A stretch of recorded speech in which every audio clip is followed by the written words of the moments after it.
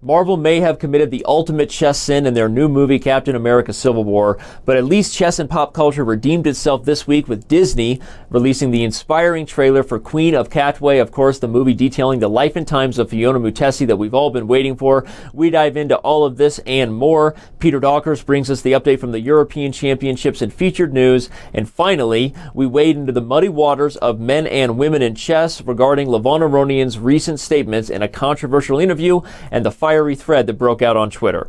You haven't missed an episode in months and you're addicted to chess. You don't know why. Don't worry. ChessCenter's a judgment-free zone. Let's get going.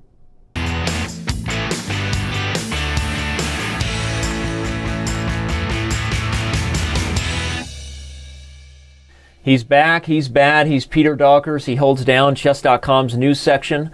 Peter, the biggest tournament going on this week is the European Championships. Tell us the major storylines in that one. Hey Danny, yeah, this European Championship is a huge one. 245 players, 103 grandmasters. It's currently underway in Jakova, Kosovo, a country that used to be part of Yugoslavia and later Serbia. But in 2008 it declared its independence, and it's a bit of a tricky place to hold the tournament because not all countries actually recognize it as an independent state. But FIDE does, and the European Union does. European Chess Union, I must say. So yeah, it's underway there. And well, who are the top players? Well, for example, David Navarra, Radek Wojciech, Nikita Vichukov, Ruslan Ponomaryov, and Paco Vallejo. So very strong event there. And well, why is everyone playing there? Because they want to reach the World Cup. 23 players, the top 23 are going to play in the World Cup in 2017, and another 23 from next year's championship will do the same. So yeah, very good event, and we'll have a look at how things are developing and who is winning this tournament next week. Sounds great. An event that we don't really have to ask why everybody's playing, of course, are the Grand Chess Tour events with big prizes and lots of fun to come. We understand we have more details now about the Rapid and Blitz events that will take place in France. Yeah, absolutely. We have seen now that actually the websites of both tournaments are up, and the schedule is there as well.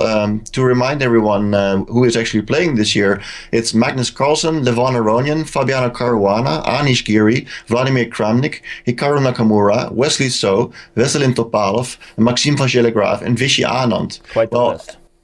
Quite a list, and I must actually say that Carlsen here is the one with a wild card. He's not going to play in the St. Louis event. And I can add one name to the Paris event of this Grand Chess Tour, which is going to take place in June. That's Laurent Fressinet. He's taking the place of Vishy Anand, who already made some deal with the tournament in León, Spain. And but Vishy will be in the second part of this Grand Chess Tour tournament in Leuven, Belgium. And well, I'm saying two parts. Well, the thing is, those first two tournaments are actually identical. It's going to be Rapid and Blitz. Both tournaments will have 2 days of Blitz and 2 days of Rapid, 18 rounds of Blitz and 9 rounds of Rapid. They start with the Rapid actually. Both tournaments will have a $150,000 prize fund. So pretty decent actually, and that's actually a half of Sinquefield and London. So together, the prize fund is going to be the same as last year, and well, it's going to be two very fast and amazing events, I think, with the world champion there. At any time you have Rapid and Blitz and Magnus Carlsen and Hikaru Nakamura there, I'm sure that people will be eagerly watching. We will actually have the official coverage at our website, chess.com/TV, as well as highlight shows when we can squeeze them in by players like Grandmaster Yermolinsky and Sergei Shipov. So everyone can look forward to that. Peter, we'll look forward to all of your coverage, and we will see you soon in next week's featured news. All right. See you next week. Robert, our move of the week came to us courtesy of Alexei Gaganov when he launched an impressive combination starting right here against Yevgeny Nair. It's not exactly our move of the week yet, but I'm going to preface the position here by saying that it's complicated. We have the bishop pair versus the knight and bishop, but this pony is established on a very strong square. If white takes it, which he did, you're giving black control over the dark squares. But Gaganov had an idea in mind. After he captured and played c5, followed by d6. It looks like Nair is about to blockade up everything on the dark squares. There really shouldn't be too much here for white. Tell everybody why I'm wrong and what Gaganov played here to blow the roof off the position. Well, Danny, that bishop on g2 looks like a Gaganer, but luckily for him, he went the move f4, a great shot, opening up that bishop. After g takes f4, he played the move g5, a second pawn sacrifice. The bishop is forced to take on g5, and after e5, we now see the bishop opened up on the diagonal, but that's not really the essential point. Black attempted rook e6, hoping to capture on e5 and get out of everything, but after rook takes a6, again a move of the weak candidate, b takes a6, and bishop takes c6, not even taking on a6 yet. The problem for black is the king is entombed. Rook takes a6 followed by rook a8 checkmate is the idea. Black was forced to go rook d7, and after rook takes a6, rook b7, the only way to stop the checkmate. But after bishop takes, king takes, and the move b5, well, as we see here, white has way too many passed pawns for the black king, rook, and bishop to stop. So it was an easy victory for Gaganov from here. Yeah, you know, Nair threw in a few computer-style checks, wasn't ready to throw in the towel, and then resigned himself after giving one final check before Gaganov even had to move here. Just to back up, as you said, there could have been so many moves in this game that were move of the week worthy, starting with the breakthrough of f4, followed by the second pawn sack, a rook sack that doesn't even get followed by taking with the rook. It gets followed by bishop takes c6. Just an awesome game, a mind-blowing position when you thought you were about to head towards some sort of closed opposite colored bishop draw. Tells you should never sleep on positions that have potential pawn breakthroughs. Love your line about this bishop not being a Gaganer. In fact, it ended up being the key piece in helping Gaganov win this game and take our Move of the Week prize. Well, Sean, here's what everyone's talking about this week when Levon Aronian published the English translation of an interview he gave, the first interview he's actually given since his heartbreaking loss at the candidates. Some people took exception to a way he answered a question from the interviewer. Essentially, I'm paraphrasing, that women are women and in the end will make more illogical decisions, sort of blowing the minds of regular chess champions or taking a different approach. Some people took exception to it, specifically on Twitter. Women's Grandmaster Tata Babrahamian, she jumped in and she had support from both men and women alike. I felt a little bit of compassion for Levon. I know it's hard in interviews. Sometimes you can be caught off guard, but I do feel the heat was a little bit justified. Sean, what do you think about the general topic? We're wading into dangerous waters, and how Levon handled the question. Yeah, I think it's a fair criticism to say that Levon handled the question in a way we wouldn't want him to. I think he went the polite route. I think that he was right there with the interviewer and tried to answer it in a nice way. But I think we'd all rather see him attack that question for the medieval piece of garbage that it was. Yeah, and speaking of it being a medieval piece of garbage, maybe on that point, the question then becomes, how do we change thinking like that from an interviewer who may not realize just how misguided and potentially demeaning the question was? On an unrelated note, but fits right into our social channel chatter topic right here, actress American Ferrera, who's best known as her performance as Ugly Betty on the Golden Globe winning TV series, she recently spoke out when she heard the sad news that a young girl quit a chess club, basically because there weren't enough girls like her. And as much as, of course, we support America speaking out on this, and she's a wonderful activist, it makes you feel like, well, gosh, how are we going to fix the issue if the catch-22 is girls don't want to play chess because there aren't enough girls? Where do we go and how do we start to turn this thing around, Sean? Yeah, that's a very self-fulfilling issue. And I think that we can look as a chess community to the gamer community to see what it might look like for a mass influx of women to enter into an arena. In the gaming community, it used to be almost exclusively male, and in recent years, it's gone up to something like 40 to 45% female. So if we want a blueprint about how to act, behave, and what we need, I think we can look over there. Wow, that's a fantastic point, Sean, and I actually think it's a great one to then kick it over to our viewers and members. I think many of them are big fans of gaming, a lot of our members on Chess.com, and many of them spend time watching gamers on communities like Twitch. So when did that change, and how did it change? How did more female gamers get involved in a basically primarily male-dominant sport or genre? As we can see here, the quote from America, which she says, it shouldn't matter if it's a chess club or the White House. Women should all have more role models showing them that, yes, you can do it, and not give answers like, no, you can't, as they were told not too long ago. So interesting, controversial topic, but I think one that we shouldn't be afraid to touch into if we're going to turn this thing around, and I'm curious to see what comments our members will leave about how we get more females and consistently not only starting to play chess, but keeping with the game. Of course, there are some other chess events that Peter Dockers is going to touch on for us, once again filling in for the vacation-bound Mike Klein. But before we do, we need to mention that Walt Disney is finally getting their hands dirty, dabbling in a little bit of chess. Peter, tell us about the premiere of the Queen of Katwe trailer and what it maybe means and what we can expect from this film soon. Yeah, hi Danny. Well, this trailer we've posted it in our news section now. Of course, it's looking very well, very nicely. It's of course the film is about the story about Fiona Mutesi from Uganda, a young girl who was living in the slums of Kampala and met a chess coach actually, and yeah, it was discovered that she had quite a bit of talent, and well, in the end, she grew into one of the strongest female players of her country, and even got to play in the Chess Olympiad in Ganti-Mansisk in 2010, and also in the next Olympiad. So, a fantastic story, of course, for a book which was written by Tim Crothers after he did a story in ESPN, and now, of course, it's also great for a movie, and Disney took it up together with ESPN, and it's going to be released in September, the film. And well, one more thing to mention is that the mother of Fiona Mutesi in the film, Harriet Mutesi, she's played by Oscar winner Lupita Nyong'o from 12 Years a Slave. And Fiona herself is played by a new actress, not known yet, but she seems very talented as well, Madina Nalwanga. It looks really exciting. The movie looks inspiring, whether you're a chess player or a chess fan or not. Fans of our Title Tuesday events will recognize this name that just won the Nakhchivan Open. Tell us how Eltaj Safarli finished there. Yeah, absolutely. That was another big tournament besides the European Championship. A tournament in Nakhchivan, a city 450 kilometers away from Baku, Azerbaijan.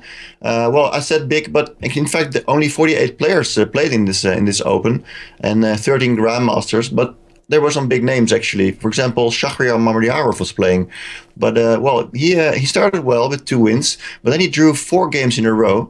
So to win this tournament, he needed a comeback, and he did. He won the last 3 rounds. But yeah, his compatriot Eltaj Safarli did even better. He finished on the same number of points, but his tiebreak was better than Mamedyarov's. So Safarli won this tournament, and it was funny because in the last round was during his 24th birthday.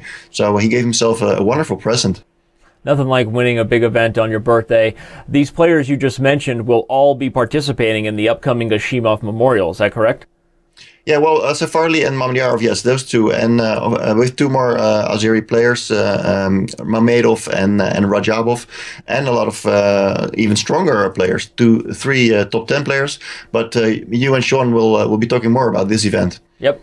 On that cue, we're going to jump right in and take a look ahead to what we expect to happen in Shamkir. This week, Sean, we have the honor of looking ahead to the Gashimov Memorial, of course, honoring the late and great Azeri GM Vugar Gashimov. Going to be held in Shamkir. Once again, the cast of characters, well, it's a pretty impressive list. You have Fabiano Caruana right there at the top, along with Sergei Karyakin, players like Anish Giri, Shakir Mamedyarov, Ho Yifan. The list goes on. Everyone should check out the official website themselves and give us their picks. But right now, all that matters is who does the real McCoy have. Sean, give us your pick for who is going to take down this year's Gashimov Memorial. Well, this is a sort of controversial idea, but I actually think that Karyakin is going to do extremely well here. I actually expect him to win it. Even though he's in preparations currently for a world championship title and he won't be able to use his opening theory, I think the fact that he is so talented and that he'll be in great chess shape is going to be enough to carry the day. Wow. Well, I admit I have a little bit of criticism for that, as normally world champion candidates tend to do well after the match because they're keeping so many secrets. So we'll see if that holds up. It's not who I have.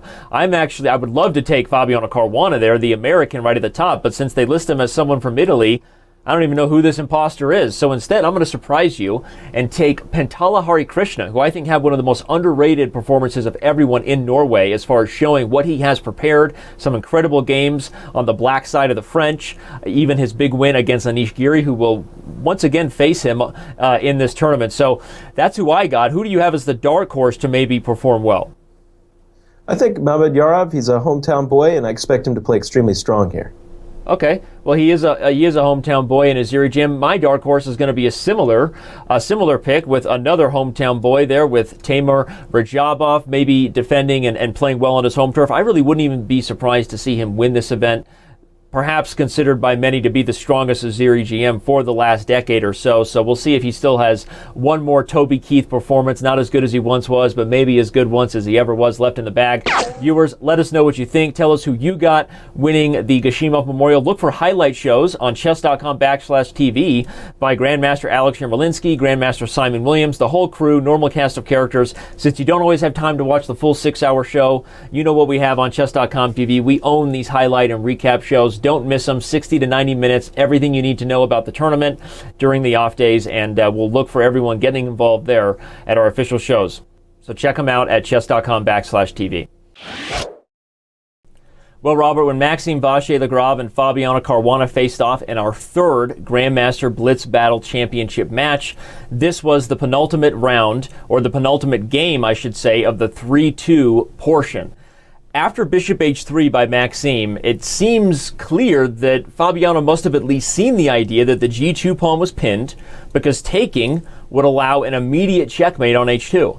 He played Bishop F1, but after Bishop G7, even though there were several options here for Caruana to keep it messy, then I'm going to let you touch on, partner. What was the move that was played here that just shocked everybody, including Caruana himself? Well, as you just stated, G takes H3 was impossible a move ago, and it's still very much impossible now. But it's what Caruana played. G takes H3, Queen takes H2 was the checkmate delivered on the board by Maxime Vachier-Lagrave. So he took this game and tied the match and went on to win it by 6 games. But instead of G takes H3, which is a horrific blunder, if he had gone Bishop to H4, which allows Bishop takes D4 check, sure, but after King H1, it's still very messy with ideas like Bishop to G3, retreating and protecting H2. Queen on the E files open up to go to E8, so it's a very messy position that at least would have allowed the game to continue. Yeah, and it should be understated what you just said about Maxime winning this game and tying the match, because for those who were following it closely, they know that he had never actually been tied in the match since the start at 0-0. So this was a big win to get things going for MVL in the right direction. Ultimately, he hopped on the runaway bullet train and never looked back. So unfortunately, as we can see here from the B-roll, Fabiano shaking his head after he played G takes H3 and Queen takes H2. The blunder heard round the GM Blitz Battle Championship. And for that, Caruana, he lost this match and took our blunder of the week. He's back. He's the real McCoy, and he says that time trouble is his favorite segment on ChessCenter. But we'll see if he still feels that way when the time runs out. Sean, speaking of feelings, should we as chess fans feel upset that Marvel's new hit movie, Captain America Civil War, couldn't even set up the chessboard right? Yes, it's enough to move me over to Team Iron Man. The next 2 legs of the Grand Chess Tour are Rapid and Blitz only. Is this the future of elite chess staring us in the face? You know how I feel about Rapid and Blitz. Just look at Chess.com and our Grandmaster Blitz Battles Championships to know I'm in full support of that move. Speaking of full support, is Rex Sinkfield looking for more support in St. Louis? A recent self-written article talks about the success he's had in making St. Louis the chess capital of the U.S., maybe the world. But I wondered if it was a secret ploy to get more chess philanthropists like him to come out of the woodwork. Ploy, yes. Secret, not so much. Aronian says that he's looking for chess enlightenment. Do you think he'll ever make it there? Yeah, in that part of the interview, I had trouble staying with him. He talks about diving into the depths and the deepness and seeing the unseen that isn't there, that other chess players don't. I didn't know if we were on a peyote train with Phil Jackson or if we were about to start smelling colors and seeing sounds with Bill Walton there for a second. Will he ever find Nirvana? I don't know. Time will tell, but I think he'll get at least one more chance at the candidates to try to qualify for the World Championship. Speaking of World Champions, Vishy Anand gave an interview for the Times of Oman where he said he thinks it's time for investors in sports to consider investing in chess. Do we agree? Yes, if you can't monetize 500 million views, I don't know what to do with you. Do you have any early predictions for Magnus Carlsen's qualifier match coming up for the Grandmaster Blitz Battles? Who will face him?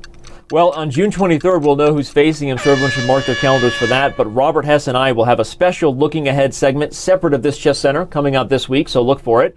Making our predictions, I don't know who to pick. You got Georg Meyer, Bador Jabava, Wesley So, Ruslan Ponomariev. The list goes on and on. Tons of super, super strong grandmasters. We will try to break it down, look at their experience on our site, and make our best guesses. But in the end, whoever plays well, that'll be who's facing Magnus on June 23rd. Sean, you did pretty well, even with the tough questions, so we're going to give you a pass on this week's Time Trouble, and we'll see you next week, buddy.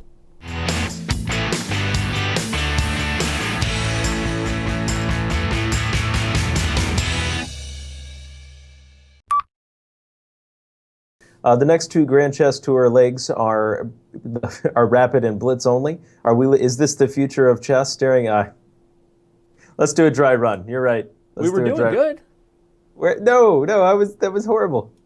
I know, but we were doing back for Time Trouble. It's Sean McCoy. He says it's his favorite segment, but we'll see if he still feels that way after the time runs out. Sean, seeing... Okay. Restart. Is Rex Singsfield's latest article really a secret ploy to get more chess philanthropists out of the woodwork and support chess in St. Louis? I don't even like where we're going with this. Let's restart. I know. At least we messed up on every single line. Well, Robert, in the penultimate... See, I can't even say that word. Okay, hold on. In 3, 2, 1. Well, Robert, in the Why can't I say that word? Penultimate? Penultimate, yeah. Penultimate. That doesn't sound like it should be in the English language. Penultimate? Yep. Let's restart.